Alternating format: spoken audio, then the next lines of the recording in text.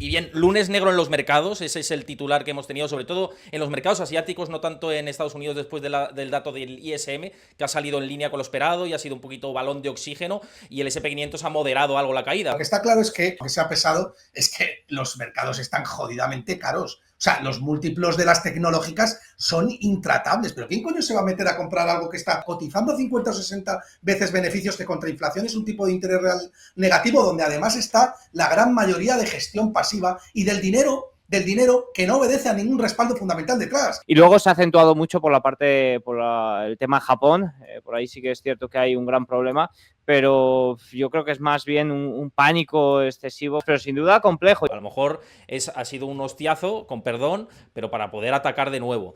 Y ese es en la fase en la que nos encontramos en los mercados y en la economía también. Quiero decir, ni la economía está tan sumamente bien como se reflejaba en los índices anteriormente, ni tampoco a lo mejor está tan mal con el flash crash que se ha producido en Japón. A lo mejor todo se va cocinando a fuego lento y la recesión económica, tal como la han demorado hasta ahora, se va haciendo como la llamada recesión del boil the frog, es decir, de cocer la rana. El mercado de crédito todavía no está percibiendo el nivel de magnitud que está reflejando el mercado de renta variable. Si lo hiciese, yo ahí sí que me acojono.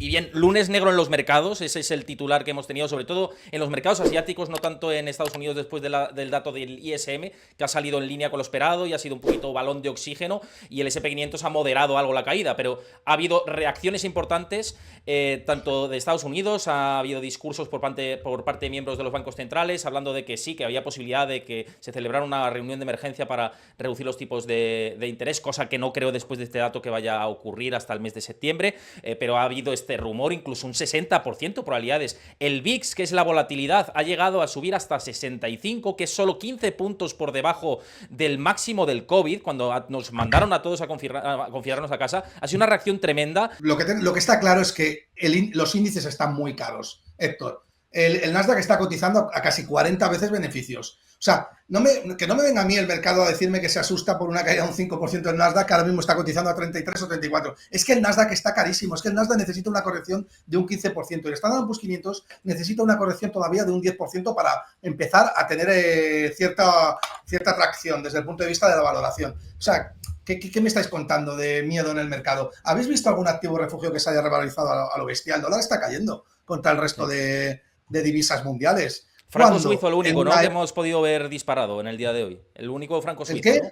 Franco suizo, ¿no? Digamos que es lo único así que ha despuntado un poco en el día de hoy. Sí, pero cuando el miedo y el pánico y existe una crisis real de liquidez, porque hay impaciencia por liquidez, porque hay miedo en el mercado, el euro no sube contra el dólar.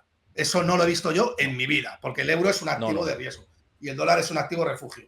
Además, el oro también está cayendo, que es un activo refugio que podría neutralizar perfectamente las posiciones, las llamadas al margen de las hedge funds. Mira, insisto, me parece que es un movimiento normal dentro de un mercado que está muy pendiente, ya no de tanto de la Reserva Federal, sino de los datos macro, y teniendo en cuenta además que estamos en un mes de agosto donde el volumen es mucho más bajo y los movimientos se exageran mucho más. Comenté por aquí que me daba muchísimo miedo el mes de agosto. Y, joder, no ha dado ni un día de tregua. Me he venido al pueblo a estar un poquito más tranquilito y todavía no he podido salir ni a tomar café. Y yo en la playa, tío, joder, si es que no podemos descansar, ¿sabes? Yo estoy aquí súper improvisado. Me traje el micro porque, bueno, algo me olía, pero... Y yo me he tenido que comprar uno, o sea, que imagínate, ¿sabes? Estamos jodidos. Perdón, sigue. He escuchado a Gustavo, la verdad que coincido muchísimo con él en cuanto... Él es más fundamental que yo, pero en cuanto a un poco lo que estaba detrás del mercado, desde aproximadamente la segunda mitad de julio se empezó a mostrar un sentimiento bastante débil. El sentimiento se estaba deteriorando. Básicamente los seguidores de flujos nos comentaban que el posicionamiento era tan alto que tácticamente se estaban volviendo bajistas. No se podían posicionar más, y eso sí que es cierto que se empezó a notar mucho en cuanto al vencimiento de julio, que es un vencimiento que no es muy grande, pero sí que es cierto que había gran parte en índice que acabó limpiando esa gama larga que sostenía un poco el índice las primeras 2 semanas de julio. Y luego pues ha venido todo un poquito en cascada, la verdad. Tuvimos un dato de ISM manufacturero muy débil, tuvimos datos de empleo también quizás acentuados por todo el tema del huracán, que asustó mucho al mercado. De hecho, no sé, a lo mejor hoy ha cambiado, pero Goldman Sachs decía este fin de semana que no se esperaba bajadas de tipos de 50 puntos básicos para septiembre porque la parte del empleo va a corregir. Es decir, esa desviación que se ha debido al tema huracán probablemente en los próximos meses vuelva un poco a esa tendencia general de 4,1% en la tasa de desempleo. Y luego se ha acentuado mucho por la parte, el tema Japón. Por ahí sí que es cierto que hay un gran problema, pero yo creo que es más bien un pánico excesivo que está habiendo, también juntado con lo que decía Gustavo de agosto, menos volatilidad, o sea, menos operadores en el mercado y demás, pero sin duda complejo. Yo creo que a ninguno de los que estamos aquí nos ha sorprendido la dirección, quizás sí la magnitud de cómo se está produciendo todo esto.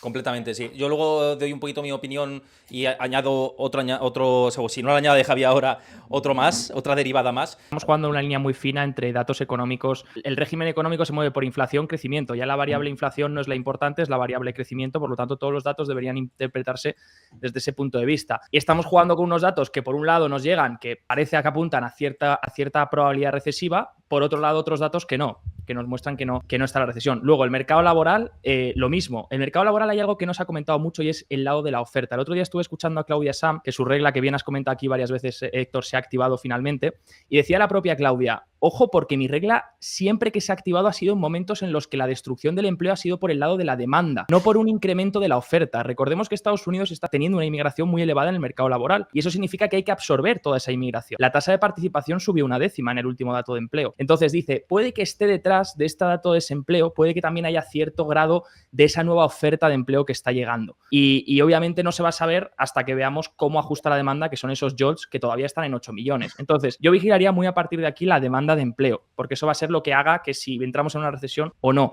Y en cuanto al PMI del ISM, pues da un poco de relajación. Esto calma un poquito los miedos, entonces debería ser bueno el dato que hemos visto del PMI del ISM, pero por otro lado es lo que decís, tiene que haber algo más de trasfondo. Estamos viendo desapalancar fondos que estaban ultrapalancados o cortos de volatilidad o apalancados en acciones y bonos estadounidenses y ahora pues están empezando a desapalancar y tienen llamadas al margen a medida que el yen se ha disparado, y algo nos queda clarísimo, y es que Japón no puede hacer lo que quiere hacer. Es decir, el Banco de Japón ha compartido hace nada su reunión, ha subido 25 puntos básicos y se nos ha ido el VIX a niveles que no se veían desde la pandemia. Es que hay que remontarse a un momento en el que la economía estaba cerrada y la gente se estaba muriendo. Sí, y ahora estamos tranquilamente en la playa y el VIX está prácticamente a esos niveles. Yo por eso cuando he puesto antes en Twitter, y lo decía Diego también, el VIX en 60 no puede aguantar mucho tiempo. Es decir, o ahí se han ido a cargar a todos los fondos cortos de volatilidad, que estaba todo el mundo, que esto es un peligro, estaba todo el mundo corto de volatilidad durante este año. Porque claro, si le puedes sacar un 40 en vez del 20 que te da el SP500, pues jiji jaja, no, esto no cae nunca, jiji jaja, me pongo corto de volatilidad hasta que cae, y ahora los ETFs corto volatilidad llevan en 3 días aproximadamente un menos 70%. Entonces has palmado todo. Yo creo que han ido a buscar un poco eso y también ese desapalancamiento y a ver hasta dónde llega, ¿no? Pero el VIX me ha sorprendido demasiado esa volatilidad en 65 puntos para una caída en el equiponderado que ha abierto en menos 2,5. Pero que dices, este es un día normal. Si digo que si se produce esto mismo que ha pasado en septiembre, el VIX no se va a 32, 33. O sea, quiere decir que el movimiento está muy exagerado. Liquidez, ¿no? Y claro, por la liquidez, por la estacionalidad, ¿no? Y luego yo creo que hay una cosa muy importante que se ha apuntado y es el tema de Japón. Bueno, Japón creo que ha sufrido hoy la mayor caída de su historia, ¿no? Del índice. Sí. No sé si es la primera o la segunda, pero bueno, en cualquier cosa es un dato circunstancial, ¿no? Y la realidad es que Japón se ha metido en una encrucijada, ¿no? Porque no puede subir los tipos de interés. Si sube los tipos de interés entras en un déficit masivo que hace default en el balance del Estado. Pero si los bajas, hundes el yen. O sea, decir, donde está Japón, que puede irse Europa allí, es el espejo donde nos tenemos que mirar y donde deberíamos de reflexionar si queremos terminar ahí. Vuelvo a insistir en el relato del Nasdaq y de la inteligencia artificial. En el año 2000, que está siendo una situación muy parecida a la que está pasando en el año 2000, el relato que había instalado el mercado era que Internet iba a ser la revolución. ¿Y qué pasó años después? Que Internet efectivamente fue la revolución, pero eso no eximió al Nasdaq de corregir un 80% en los siguientes 13 años. O sea, el Nasdaq corrigió un 80% en el año 2000 y no recuperó los mismos niveles hasta el año 2013, en 13 años. Eso podría estar pasando ahora mismo, que ya lleva el Nasdaq una caída, una corrección desde el 20% desde máximos, y Nvidia lleva una corrección desde el 30% de máximos. No me creo que todo el dinero alocado que hay en las tecnológicas responda a un fundamental detrás. Creo que ahí hay FOMO, gestión pasiva ineficiente y un montón de cosas que hacen que efectivamente cuando hay un mal dato, pues se exageren los movimientos máximo en agosto y caiga todo un 10%. Oportunidades de compra para los que sabemos valorar inversión, compañías, ¿no?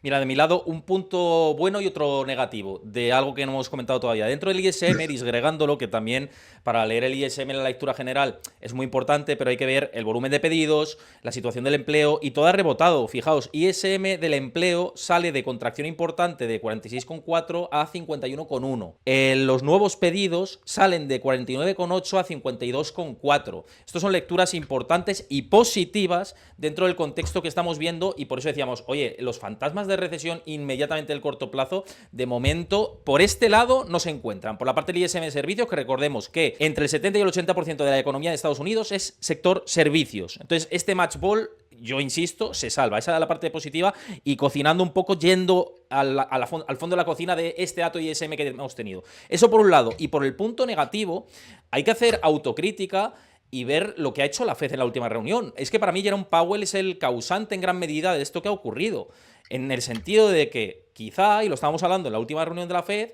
debería haber ya lanzado esa reducción de los tipos de interés, viendo que la mayoría de los bancos centrales de países desarrollados se habían anticipado y no había ocurrido nada, ¿no? Tanto Banco de Canadá como Banco de Inglaterra, viendo cómo estaban los bonos, y lo que ocurre es que esta ola de ventas que se ha producido, estamos centrados mucho en la renta variable, pero mirad la renta fija, y que se ha producido ya la desinversión de la curva de tipos del bono a 10 años y a 2 años. Y recuérdate, Gustavo, la última vez que estuviste, que te acuerdas que te pregunté, ¿y esto para ti sería señal de recesión, la desinversión? Y me dijiste, para mí clarísimamente. Otra cosa es cuándo sea el timing, pero sería recesión en clarísima. Entonces, esos dos apuntes, uno es bueno y el otro, cuidado con el mercado de bonos, que esto se está poniendo tenso. Es verdad que viene derivado de Japón, viene derivado de todos estos puntos, pero que esto sí que va a generar volatilidad, y por eso yo creo que el VIX ya no es tanto por el ISM y situación de recesión y datos macros crudos, sino por lo que te está viniendo por el lado del crédito. No sé qué pensáis vosotros. No podemos usar el track record de la Fed porque la Fed estuvo muy equivocada, ha estado muy equivocada con su dot plot en todo el último ciclo, por lo tanto yo no me fío de nada de lo que digan. A partir de aquí sí que es verdad que hace falta alguna baja de tipos. Tanto como para una reunión de emergencia, se me haría raro. La Fed, era lo que comentábamos el otro día, la Fed moderna no busca asustar a los mercados. No es una práctica que le guste, no le gusta dar cosas de repente, le gusta hacer forward guidance, dejar las cosas caer, lo que va a pasar. El otro día, está sobre la mesa un recorte en septiembre, está sobre la mesa, así tienen siempre un as en la manga. O lo hago o no lo hago, pero el mercado ya lo tiene descontado si lo hago. Y eso es como juega la Fed hoy en día. Y para que la Fed hiciese una reunión de emergencia o le importase lo más mínimo lo que ocurre en el S&P 500, necesitaría haber un deterioro, como dices, en el mercado de crédito. Los spreads de crédito han empezado a subir, pero tampoco se han disparado al nivel del VIX. Y el MOVE Index está en 112. Te quiero decir, en abril estaba más alto. Entonces, el mercado de crédito todavía no está percibiendo el nivel de magnitud que está reflejando el mercado de renta variable. Si lo hiciese, yo ahí sí que me acojono. Es decir, si el MOVE empieza a superar los niveles de 125, 130, que es la volatilidad del mercado de bonos, ahí sí que empieza el peligro de verdad, porque ya afecta al mercado de crédito y no solo al mercado de acciones. Y entonces ahí sí que la Fed se pondrá más seria. Pero mientras solo sea el VIX y el mercado de acciones, creo que Fed ni pincha ni corta. Ahí. Fijaos una cosa que, y yo estoy muy de acuerdo con lo que dice Javier, ni de coña esto da para una reunión de emergencia. Si se reunieran de emergencia, yo me acojonaría vivo, os lo digo, porque entonces diría, el grado de intervencionismo que hay ya es brutal, ¿no? Pero sí, yo creo que si nos paramos a mirarlo, yo creo que ha estado muy acertado Javi lo que ha dicho, ¿no? Lo que cuenta es el mercado de crédito, la liquidez, ¿no? Y lo que se fija la Reserva Federal para bajar tipos de interés es lo que hace la letra del Tesoro a 3 meses en Estados Unidos. Y ahora mismo la letra del Tesoro en Estados Unidos pues apenas está subiendo, apenas está cayendo sus tasas internas de rentabilidad, con lo cual la Reserva Federal yo creo que va a seguir la hoja de ruta de bajar los tipos de interés de una manera moderada hasta que la letra del Tesoro no indique claramente que hay tensiones de liquidez en el mercado. Cuando haya tensiones de liquidez, entonces la Reserva Federal sí que tendrá a bajar. Pero mientras que la letra del Tesoro a 3 meses, que es realmente el guía de mercado, ya sabéis que el mercado siempre va por delante de la Reserva Federal, que pinta poco, no le indique otra cosa, pues bueno, pues mientras que las TIR caigan un poquito, pues no, la Fed no va a adelantarse al mercado. ¿Para qué? Eso sería un error por parte de la Reserva Federal, ¿no? Y la parte, lo que te comentaba antes de la desinversión de la curva, ahora vamos con Diego también, de su opinión de todo esto. Gus, lo que comentabas de la desinversión que se ha producido hoy ya, no sé cómo está ahora, pero antes de entrar estaba más 0,01, ayer estaba menos 0,08, ya llevábamos esa tendencia a desinvertirnos y por fin se ha producido después del sell-off de hoy. ¿Para ti esto es señal de que a próximos meses vienen ruidos? Hombre, es señal inequívoca de que algún tipo de tensión de liquidez se está produciendo, ¿no? O sea, si se está invirtiendo la curva, significa que las TIR del bono a corto plazo está cayendo en detrimento del bono a largo plazo. Es decir, que se está produciendo un aumento de compra de bonos en el corto plazo con respecto al largo plazo, ¿no? O sea, lo que estás haciendo es rebalancear, jugar con la curva de tipos, ¿para qué? Para buscar refugio, ¿no? Esto es sinónimo de que hay de que podría haber tensiones de liquidez. Obviamente, si los tipos de interés se desploman en el corto plazo y eso favorece una inversión, un steepening, es decir, una inversión, una desinversión de la curva de tipos, es porque el mercado le está diciendo a la Reserva Federal rápidamente que tienes que bajar los tipos de interés porque el mercado se ha secado, el mercado de repo. No hay liquidez en el estricto corto plazo, ¿no? Con lo cual sí que podría ser una antesala de algo, por lo menos de que hay tensiones de liquidez. Y esas tensiones de liquidez, ¿por qué viene? Por una desconfianza ulterior con respecto a lo que el mercado cree que va a suceder en la economía, que es un parón en la producción, ¿no? Así que, bueno, sí, yo creo que hay una cierta correlación entre una desinversión abrupta de la curva de tipos y un escenario negativo para la economía real, ¿no? Diego, opinión Sí, con respecto a esto. Perdona, que es que antes estaba leyendo y no te he escuchado. Perdona, Héctor, que estaba aquí pendiente. A ver, hemos tenido el dato de ISM, que he visto que has comentado sobre ello antes, por seguir un poquito esa línea. La verdad que ha sido positivo. Yo lo de la reunión de emergencia, una reunión de emergencia no me lo esperaba ni aunque saliera un dato de ISM malo. Si acaso alguna intervención verbal. Es decir, que algún comentario pues sea un poquito más en esa línea. Pero bueno, la verdad que ha sido un poco salvado sobre la campana. No sé cómo acabará el día, pero el dato de ISM debería de ayudar a reducir la volatilidad bastante. Tenemos el VIX en este momento en 42, así que por ese lado, bueno, un poquito mejor. Por lo menos ese riesgo se elimina un poquito. Con respecto a todo lo que estaban comentando ahora Javi y Gus, la verdad que poco que decir, estoy muy de acuerdo con ellos. No van a seguir el plan de ruta, primera bajada de tipos en septiembre. Veremos, a ver, yo creo que la clave va a estar por el lado del empleo. Si vuelve un poco, como decía antes, y no hay grandes alarmas, yo esperaría más bien una bajada de 25 puntos básicos que de 50. Y luego ya a partir de ahí veremos. 3 bajadas de tipos seguidas, yo sí que es algo que estimo. Y luego también se está diciendo ahora mucho sobre el Banco Central Europeo atinó al bajar los tipos de interés, el Banco de Inglaterra también lo ha hecho este julio, no ha pasado nada, pero bueno, también es cierto que quizás se han precipitado un poco, o no es que se hayan precipitado, sino que ha sido error de la Reserva Federal el no dar el paso antes que ellos. Yo estoy de acuerdo con esa lectura, pero yo creo, además es algo que ya hemos comentado en diferentes charlas que hemos tenido, tanto contigo, Diego, Javi, como con Gustavo, en diferentes formatos, ¿no?, que hemos tenido aquí en el canal.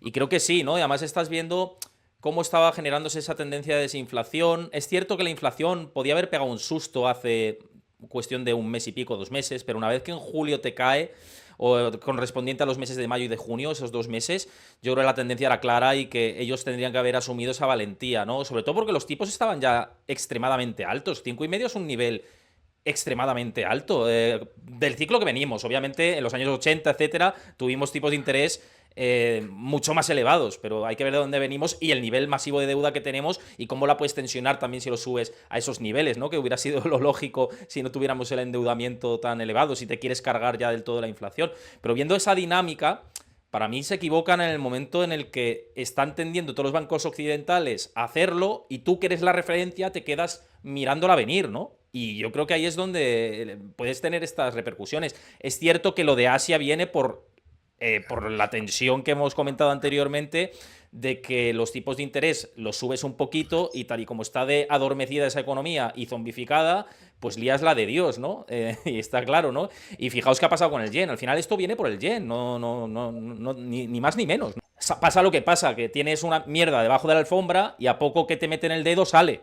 Y eso es lo que ha pasado. Sí. Evidentemente estaba muy caro. Yo no estamos de acuerdo todos con esa lectura, pero al final es el tema de una tensión desmesurada, propiciada de políticas nefastas anteriores, que es lo que estamos diciendo. Si en Occidente queremos replicar lo que pasa en Japón, pues ahí tienes lo que pasa en Japón. Eso es lo que quieres, ¿no? Que pase, ¿no? Devaluar tu moneda fiat hasta más no poder para que luego te salte la mierda y te salte la bomba. Eso es lo que ha ocurrido, ni más ni menos, en términos generales. Lo que pasa es que, Sí. fijaos, imaginaos lo que habría pasado si tenemos un ISM negativo, ¿eh? O sea, tenemos caídas superiores al 5% en Estados Unidos, seguro, ¿eh? Si tenemos un ISM segunda lectura consecutiva negativa. Y lo hemos salvado. Sí, seguro, coincido. ¿eh? Sí, seguro. El mercado hubiera caído un 5%, seguro. Es que también hay que tener en cuenta que se ha acelerado todo esta última semana. Recordemos que venimos con una primera lectura del dato de Producto Interior Bruto del segundo trimestre de 2,8, 2,6, no recuerdo ahora. Que bueno, veremos las revisiones, que últimamente las revisiones luego acaban un poquito, sobre todo se reduce esa parte del consumo, pero que era un dato sólido, podemos decir. Pero es que también hay que tener en cuenta que la parte un poco macro lleva deteriorándose, me atrevería a decir, desde 2023. Lo único que ha habido una serie de factores que han ayudado mucho. Está por ahí el drenaje repo, está por ahí también todo lo que ha analizado muy bien esta última semana Javier, del tema del tesoro y de cómo hacía ese QE encubierto, que ha ayudado mucho a que las políticas monetarias restrictivas no se noten en los propietarios, en las compañías, y todo apuntaba en 2023 a recesión y no la hubo, ¿no? Y yo creo que es más bien por eso y que tiene que llegar un punto en el que vuelva todo un poco a la normalidad, ¿no? Sí, Javi, no sé si querías añadir algo, que te voy a desmutar. Sí, no, es que el micro. estoy de acuerdo con todo. Ha comentado antes Gustavo una cosa muy importante, y es que es verdad que cuando el forward pair o el pair actual, el trailing pair de los últimos 12 meses del S&P 500 es tan elevado, no se puede sacar una conclusión clara de que el año que viene, porque no hay correlación con el año que viene, los retornos que va a haber, pero sí que es verdad que si uno coge la correlación a 5 años anualizado o a los próximos 10 años anualizado, se dará cuenta que el retorno anualizado que puede esperar de media es muy bajo cuando el PER está por encima de 25. Y esto es ya lo que hemos comentado en anteriores programas. No se puede permitir, yo por eso digo a la gente que me hace mucha gracia que sigue a los que te dicen, no, y compra el S&P 500, hace una calculadora compounding y ponte un 10% anual durante los próximos 50 años. No, porque la curva no es compounding, la curva no es exponencial, la curva va así. Entonces se le genera a la gente una falsa sensación de que se piensa que va a invertir y va a ir subiendo poco a poco. No, porque eso es una media anualizada. Y cuando el PER es tan alto, la media anualizada es bastante más baja, alrededor del 5, 4, 3% anual. Entonces eso puedes tener un año de un menos 10, luego otro año de un más 5, otro año... Pero es verdad que los retornos se ven muy desfavorecidos en los próximos 10 años. Por eso mejor priorizar, en mi opinión, índices equiponderados, ¿no? Los índices equiponderados al final te quitan un poco, aunque estaríamos generalizando, porque no creo que no se puede generalizar en nada en el mercado, es decir, todas las megacaps no están caras. Yo tengo algunas megacaps que creo que están a buen precio y que se están poniendo a buen precio. Pero si uno quiere quitarse de encima las megacaps, pues podría coger un equiponderado donde se le da un 0,2% de todo el peso del S&P 500. O podría buscar otros índices, a lo mejor irse más a un MSCI global, donde no esté tan concentrado las tecnológicas grandes con esos múltiplos tan elevados, ¿no? Y tenga un PER un poquito más ajustado, ¿no? O incluso empresas de más calidad, que no sean tanto las tecnológicas, a lo mejor que estén cotizando a mejor valoración, o incluso empresas value, ¿no? Entonces, bueno, pues ese es un poco el posicionamiento que se podía hacer este año. En cuanto al tema de renta fija, en cuanto al tema de la Fed y demás, yo creo que queda demostrado algo, y es que si en el año pasado la economía aguantó, obviamente también es porque el gobierno está llevando unos déficits del 7%. Es decir, claro, yo estimaba recesión en 2022. Todos mis indicadores y todos mis modelos apuntaban recesión. Sí. Pero si no lo supe ver, que al final no había recesión, es porque el gobierno iba a mantener un déficit ultra elevado. Un déficit que encima lo ha hecho de una forma, como bien decís, estimulante el Tesoro. Es decir, ha jugado a estimular más la parte corta, estimular la parte larga de la curva, emitiendo en la parte corta. Y se han sincronizado Tesoro y Fed, sabiendo que había en el repo inverso tanto dinero, que era el ahorro de las familias por la pandemia. en un momento del ciclo especial donde habíamos venido del COVID y la gente tenía muchos ahorros, eso estaba en el repo inverso y el Tesoro lo sabía. Y el Tesoro coordinó con la Fed para decir, vale, no presionamos la parte larga, no hacemos como en Inglaterra y petamos los fondos de inversión y te emito en la parte corta. Y así vamos jugando tú y yo, Mix, cuando se supone que la Fed es independiente. Y el Tesoro tiene su trabajo y la Fed el suyo. Pero no es independiente, la Fed sirve al Tesoro. Y es una tendencia que vamos a ver y creo que al final es el mensaje que siempre hemos repetido una y otra vez en los vídeos, que es la tendencia global es que los bancos centrales están condenados. Condenados, lo lleva diciendo Gustavo meses. Es decir, sí, el Banco Central está condenado a no poder mantener en línea los tipos de interés reales. Es decir, está condenado a que cuando haya un momento de liquidez, cuando hay un problema, tenga que acabar interviniendo. La banca regional lo demostró muy claro. Banca regional peta, aparece la Fed. Ahora, el Banco de Japón, pues obviamente estamos viendo el efecto carry trade inverso. Los fondos japoneses están desapalancando con llamadas al margen porque el yen está subiendo tan rápidamente, sobre todo es por la rapidez, no por el nivel, sino por la rapidez en la que ha subido. Está subiendo tan rápido el yen contra el dólar que te topas en un momento en el que el carry ya no es rentable. Y encima te desapalancan o te llaman al margen y claro, eso se retroalimenta y generas una especie de squeeze, ¿no? Al alza en el yen. Y eso ha sido muy rápido. Y yo creo que el Banco Central de Japón lo que le está diciendo el mercado es, oye, tío, has mandado hace una semana, es que ha sido hace una semana la reunión, donde han planificado y han mostrado ese plan de reducción del QT, por cierto, QT también que la Fed llevó a cabo y que no consiguió cumplir con los objetivos y que ya de hecho ha hecho el taper. Y vas a cumplir con ese QT y mira lo que has hecho en el Nikkei, si te has cargado la bolsa japonesa en menos de una semana. Entonces, está demostrando es una fumada eso, ya lo sabemos todos. Están condenados. Pues además, si aquí está muy claro, si además, Javi, que es una lectura perfecta la que has hecho, el oro lleva tiempo avisando de esta situación. Si el oro es el protector real contra el protector, el único que existe hoy por hoy, porque,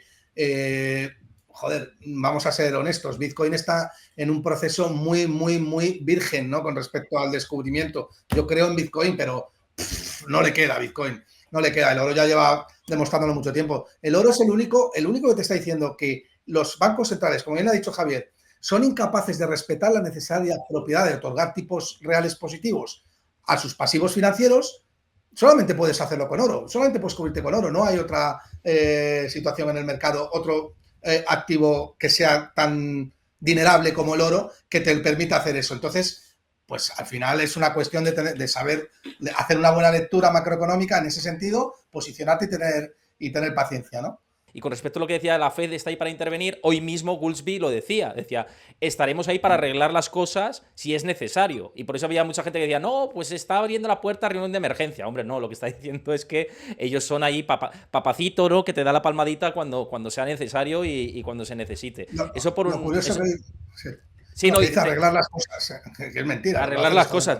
Y una segunda, y que me parece muy interesante, que ha dicho Javi con el tema de los equiponderados y SP500, etcétera, y pensando en largo plazo más allá de los ponderados, otra opción que a mí me gusta y también es la que yo tiendo a hacer es descorrelacionarte exclusivamente de Estados Unidos, es decir, irte a productos globales, ¿no? Tipo MSCI, MSCI equiponderado también, puede ser una opción. Lo digo para aquellos que sepan que hay alternativas más allá. Si se te cae Estados Unidos, que es verdad que pondera mucho en el MSCI también, eso es una realidad, pero el MSCI va equilibrándose en función a cuál es el mercado dominador. Entonces, como alternativa, pensando en renta variable, pues oye, está SP500, por supuesto, también me parece interesante, pero también tienes MSCI o productos globales, no solamente MSCI, simplemente eso que quería añadir, que me parecía que iba al hilo de lo que decía Javi. Sí, dos cosillas. Una, coincido plenamente con Gustavo, que lo has repetido ya varias veces, lo de que los índices estaban caros, sobre todo las tecnológicas, pero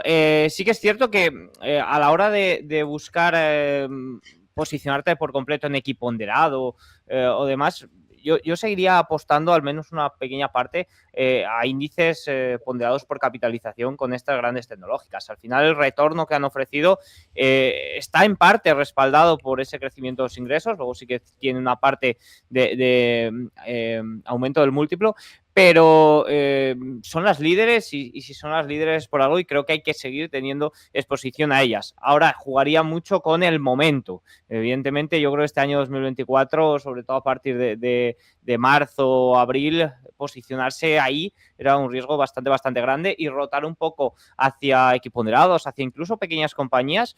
Tengo pocas dudas de que las compañías pequeñas, value y demás, se van a ver muy beneficiadas con este ciclo de bajadas de tipos, pero tampoco tenía muchas dudas de que un deterioro como este las iba a devolver a ese rango lateral. El Russell 2000 hemos visto cómo ha vuelto mucho a este rango lateral. Y Gustavo, ahora te dejo un último comentario también sobre Bitcoin. Coincido también, o sea, la parte del oro no tiene competencia, y el Bitcoin está muy pronto. Yo confío también en que será el activo refugio digital, pero ahora mismo funciona como un activo de riesgo, y creo que hay que operarlo como un activo de riesgo. Lo hemos visto este fin de semana y lo vemos siempre que ocurre algo. Hoy mismo lo hemos Mira, visto también, que ha caído todavía más que el Nasdaq, que es como un Nasdaq, lo hemos dicho otras veces, ¿no, Gus? Que es como un Nasdaq apalancado. Para mí, mira, ahora estaba leyendo un de Ed Yardeni, que le sigo bastante. Sí, efectivamente, en el research que acaban de sacar, que dice que la liquidación del mercado es completamente exagerada y tiene más que ver con el efecto estación que otra cosa, aparte de la relajación del carry trade y algunas cifras débiles macro. Yo que estoy de acuerdo con esto. Mira, hoy he estado hablando yo con José Ruiz de Alda, con otros analistas esta mañana, porque estábamos comentando un poco cómo estaba el mercado, y si bien el mercado está tremendamente caro, y yo espero correcciones fuertes en tecnología y en el Standard & Poor's 500, lo que hemos detectado es que hoy no ha habido una huida masiva del riesgo al refugio. Yo, por lo menos, lo he estado siguiendo todo el rato, no he visto el dólar apreciarse en absoluto, de hecho se ha depreciado. Todo lo contrario. Es que ha caído prácticamente contra el resto de divisas. No hay una situación en la que haya miedo en el mercado, miedo real, provocado por una crisis de confianza y una impaciencia exagerada por la liquidez, en la cual el dólar no se aprecie. De hecho, en el año 2008, cuando se produjo el crash y los sell-off masivos, lo primero que se apreciaba era el dólar. En el año 2020, con la pandemia, el dólar se fue por encima de la paridad. Es decir, si realmente hubiera... yo hoy me he mostrado muy tranquilo. Yo en las caídas casi no les he dado importancia, y como vuelo... Bueno, ahora doy ese mensaje de tranquilidad, ¿no? Si realmente hubiera un miedo y un pánico exceso en el mercado, las TIR de los bonos soberanos hubieran caído muchísimo más, sobre todo los vencimientos ultracortos, y además el dólar se hubiera apreciado y el oro también se hubiera apreciado. Y eso no ha sucedido, ¿no? Y nada, yo solo quería decir a la gente que se esté tranquila. Yo tengo absolutamente todo mi patrimonio invertido en empresas, invertido en bolsa, y de verdad es que no me ha latido el corazón ni un pulso más con las caídas. Es que me han parecido cosas normales en agosto, cuando hay un par de malas noticias concatenadas, al margen de que los índices están caros, y yo todavía no he visto que la gente haya vendido porque los índices están caros, que es lo que realmente me preocupa, ¿no? Es que el VIX, si interpretamos por el VIX en este momento está equiparando una subida de tipos de 25 puntos básicos del Banco de Japón, ¿no? De 15, con la crisis del COVID, con la crisis de 2008. Quiero decir, vamos a poner las cosas un poco Vamos a calmarnos. Para que veas lo jodido que está. Como el meme ese de Squirtle, ¿no? Eso también es porque os digo que en septiembre el VIX no hubiera estado en estos niveles. Que es que no. Es por verano. Es por verano. Claro, en el mes de agosto todo se duplica. No, y date cuenta la de cortos que había, o sea, date cuenta todos los fondos que estaban short VIX, todos los ETFs, short ball, apalancados. Bueno, pues obviamente. ¿Puede quebrar alguno, Javi, después de esto? ¿Puede quebrar algún fondo? Pues ha podido ir a pegar el castañazo. No he visto nada. A mí me ha asustado recordemos que uno de los fondos uno de los grandes ETFs de VIX en 2018, cuando nos tenemos que remontar al Volmagedón, fue un evento donde de repente hubo un problema en el mercado de repo, y de repente el VIX se empezó a disparar. Todo el mundo venía de 2017 corto de volatilidad, llevaban una rentabilidad tremenda, todo el mundo se metía en esos ETFs que replican a la inversa el VIX, pero por 1,5 o por -2. Es decir, casi doble inverso apalancado, ¿no? Entonces, pasó de repente que se amaneció en febrero, un día de febrero en 2018, el VIX disparaba, algo parecido a lo que ha pasado ahora, ¿eh? De repente, sin explicación alguna, por un movimiento en el mercado monetario, apareció el VIX disparado y quebró un ETF entero en un solo día. Un ETF que llevaba un 500, 300% de rentabilidad quebró en un solo día. Se hizo un menos 99% y se cerró. Y otro cambió la política de inversión. Cambió de replicar por menos 1,5 a -1. Creo que es el SVIX, que es el que ahora lleva una caída que te decía en 5 días del 60%. Entonces, cuidado con estas estrategias, ¿no? Yo, de hecho, hace poco hacía un vídeo donde explicaba que cuidado con los ETFs apalancados, porque en el momento en el que te comas triple, la gente pilla el Nasdaq triple apalancado y muy bien cuando tienes la tendencia definida. Pero en el momento en el que te comas 3 caídas, recuerden que cuando caes un 10% no basta con un 10% para recuperar, necesitas un 11%. Entonces eso se amplifica todavía más en ETFs apalancados. Entonces, mucho cuidado cuando creamos que nos ha dicho el listo de turno de Twitter, oye, en vez de comprar el Nasdaq, compra el Nasdaq triple apalancado porque el Nasdaq siempre sube. Muy bien, es que aunque el Nasdaq siga subiendo, como te comas una caída del 30%, luego a lo mejor tardas el triple o 4 veces más que el Nasdaq normal en recuperar, ¿sabes? O a lo mejor ni recuperas, ¿no? Porque te quedas tan jodido que ni recuperas porque te ha afectado mucho la magnitud de esa caída, ¿no? Entonces, yo no estaría apalancado. Yo siempre, ha dicho Gustavo, yo estoy muy tranquilo con mi dinero en bolsa. Yo creo que la gente lo que tiene que hacer es invertir el dinero que se pueda permitir perder y invertir dinero sin apalancar. Es decir, no coger margen, no coger apalancamiento, no estar en ETFs apalancados. Porque luego llegan las sorpresas cuando te topas con un día así que te pueden destrozar en un único día. Si el resto lo tienes bien, oye, tienes tus fondos, tienes tu plan, tienes tu estrategia y encima tienes un horizonte a largo plazo, hombre, pues esto es parte del proceso, es que no queda otra. Me encantaría venderte que la bolsa va a ser siempre años buenos, pero hay de repente días de mierda, años malísimos, de repente no sabes por qué cae y venimos, yo lo digo, 2018, guerra comercial y Volmagedón, 2019, nos comimos, 2019 no hubo mucho lío, hubo en 2020, nos comimos la pandemia, 2022 la inflación más alta desde 1970, 2023 crisis bancaria regional, 2024 nos estamos comiendo ahora el tema de la posible recesión y el carry trade. Siempre el mundo va a ir bien, el mundo va a sobrevivir. Y todos los momentos de oportunidades, ¿eh? Seguimos siempre, aquí. Siempre hay algo, ese es el mensaje. Siempre va a haber algo. Y lo que sí que está claro es que a 10 años es muy difícil que alguien pierda en bolsa.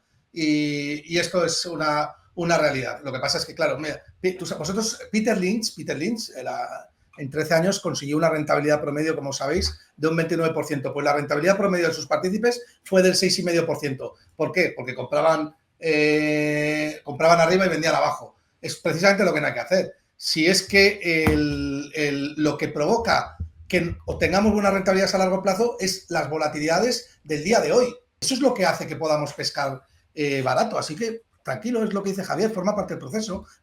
Son turbulencias, ¿no? Igual los aviones siempre llegan a su destino, pero tienen que pasar por turbulencia. Lo que pasa es que, claro, ahora en breve, si hay 2 caídos más, pues ya vendrá el sensacionalismo en Twitter, nos vamos, el Standard Poor's 500 se va a 2000, etcétera, etcétera, y la gente se pone nerviosa y vende. Ahí es donde tenemos gente que tenemos más experiencia en tratar de transmitir esa experiencia y calmar a la gente, ¿no? Hombre, a ver, tratar de adivinar el suelo yo creo es imposible. No sabemos si es el suelo hoy o si esta semana va a seguir deslizándose un poquito a la baja. Pero lo que sí que es cierto es que no parece que haya nada detrás, sobre todo por esos movimientos de oro y dólar. Si tenemos todas las cartas sobre la mesa y lo estamos analizando bien, no debería de ser un miedo como el que se ha producido, más que la explicación de es agosto, estamos estando un poquito de vacaciones y demás. Yo creo que por ahí está la clave. Ahora, que la escalada Israel-Irán vaya más, nadie lo sabe. Evidentemente eso pues podría generar volatilidad aún mayor. Pero en este momento, hablar de que se está descontando algo por ahí, pues la verdad es que no sabemos. Yo creo que si hay una carta que no estamos viendo, es esa. Es decir, que se produzca una escalada mayor por el tema geopolítico y demás. En caso de tema Japón, tema desaceleración económica estadounidense y demás, yo creo que está visto todo.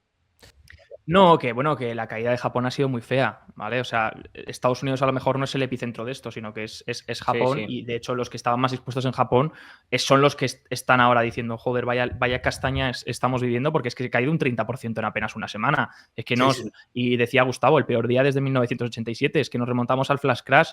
Es que lo que ha sido hoy, es que lo que ha pasado hoy ha sido muy heavy. Estados Unidos a lo mejor se libra, Eurostoxx apenas se ha despeinado para lo que ha pasado en Asia, pero es que Taiwán China y Japón se han metido una castaña de pelotas. China aguanta un poco mejor. Me ha Sí, sorprendido. por eso, por China eso. aguanta un poquito mejor porque China está viendo esto como a lo mejor el argumento de a ver si los bancos centrales pivotan todos, así puedo yo también meter más liquidez, devaluar todavía un poco más el yuan, ¿no? Para que así no se me vaya tanto. Vamos a ver. Pero bueno, al final si pudiese dar algo, o lo que yo estoy haciendo ahora mismo es, además de, por supuesto, tampoco entrar en pánico, no volverse loco. Si hay caídas, pues hay caídas, como fue en el COVID y como fue en otro momento, y seguimos aquí todos vivos. Pero también aprovecharía para medir ahora como señal de advertencia. La economía está empezando a dar algunos signos de peligro, aunque nos hayamos salvado con el PMI y el ISM, no, aún así debemos seguir muy bien esto, debemos seguir los resultados empresariales y yo empezaría seriamente a buscar calidad. Es decir, me empezaría a centrar en empresas de calidad, donde sepamos que, los balances son de mucha calidad, incluso posiblemente caja neta, donde no estén apalancados en deuda, tener un negocio bueno, con buenas ventajas competitivas y que esté cotizando a múltiplos razonables.